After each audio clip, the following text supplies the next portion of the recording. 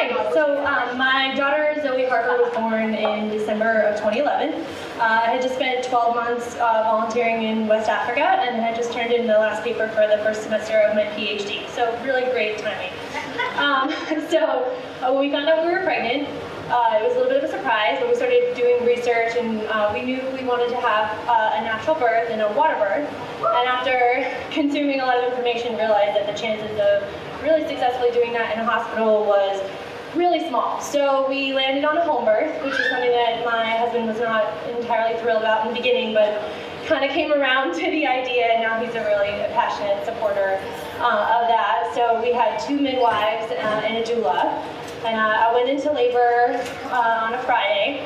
I thought it was false labor, thought it was early labor. I was like, this is not real, I don't want to get excited about this. You know, whatever, I just kept going about my day, doing whatever I was doing, walking around in circles. Uncomfortable, but totally manageable.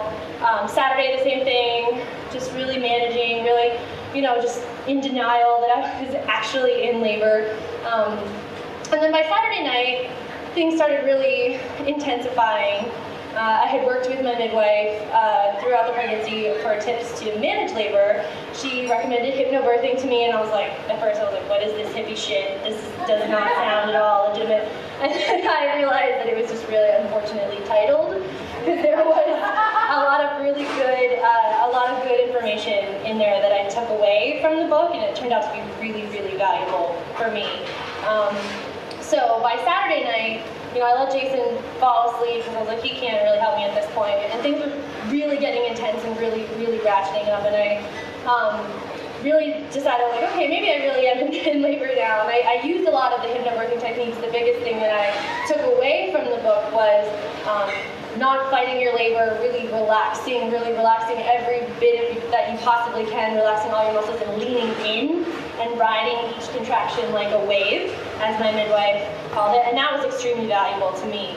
So all Saturday night, I tried to lay down, I couldn't, I wanted to lay down, I couldn't. Every time I laid down, I kicked in the most horrible contractions I ever had, and so I realized, again, at that moment, I'm super grateful for the home birth, because if I had been forced to labor on my back in a hospital bed, I would have died. And so I spent all Saturday night propped up in a rocking chair, just focusing and doing what I could. And then by dawn on Sunday morning, Jason woke up and he said, I really think you're in labor. I'm going to call the midwife. And I was like, maybe you should do that. So he calls them, starts filling up the birthing tub. I get in.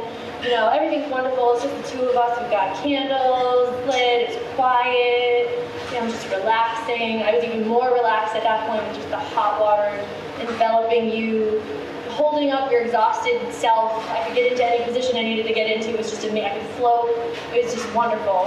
They got there, our team got there, and the midwives were really unobtrusive. They just hung back. They occasionally would check, you know, the heartbeat, everything was okay. I didn't want to know how far along I was. I didn't want to be discouraged, like, oh, you're only 3 centimeters or whatever. No, just, I don't need to know anything. Just, I'm going to let myself feel through it. And so finally, and as a side point, the midwives were like, you could have called us way earlier. And I was like, I didn't really want to bother you. I don't want to bother you. Or get you excited and have to go home and then come back. That would have been horrible. So they got there, and so then by midday, close to lunchtime on Sunday, I'm in the tub, and all of a sudden my body starts pushing on its own. And I was like, I don't think this is normal. Is this normal? I'm looking at my window. Usually when you think pushing, you're thinking whatever you saw in the last movie with this stressed out woman with her legs up and everyone's like, push! I could not have had the more opposite experience than that. It was doing it, my body was doing it on its own. I was not consciously pushing. And after a couple of rounds of that, I was like, okay, this is really getting intense. And at that, you know, when the midwives had arrived, by that point, I couldn't talk. I could only nod or shake my head in response. I was so focused on what I was doing, and I really surprised myself, because I'm the kind of person, when I stub a toe, I scream, when I jump down, I swear, I'm loud and talkative, and I was like, I'm gonna be screaming and swearing, and this is gonna be loud. And I was really calm and really quiet and really focused, more than I ever really thought I was going to be throughout the whole process. And so when my body started pushing, I was like, okay, I was really exhausted at that point. Friday to Sunday, I was like, we're getting on here. And I was like, I can't really go through many more rounds of this. So I summoned up what was left of what strength I had.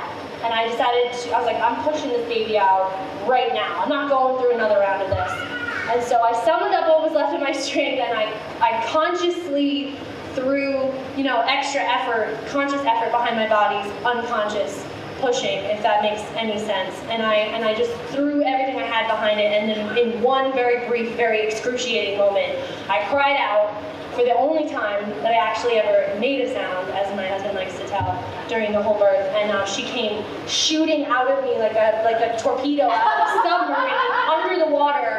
And I just reached down and I picked her up, and she was squeaky clean, and I just looked at her, and she had these big blue eyes, and she just started, wailing, and I put her on me, and I just looked down, and immediately she just started, rooting around, and I looked at my doula, and she was like, try to put her on the boob, and I was like, okay.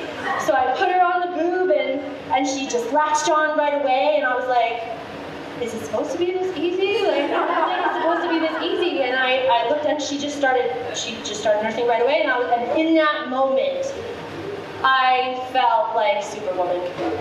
I felt like I had just climbed Mount Everest without oxygen and was just conquering the world. And when women talk about a birth high, and you read about a birth high, I didn't think that was a real thing until I actually experienced it. And it was wonderful. I was like, there's nothing I can't do in my whole life now. There's nothing I cannot do.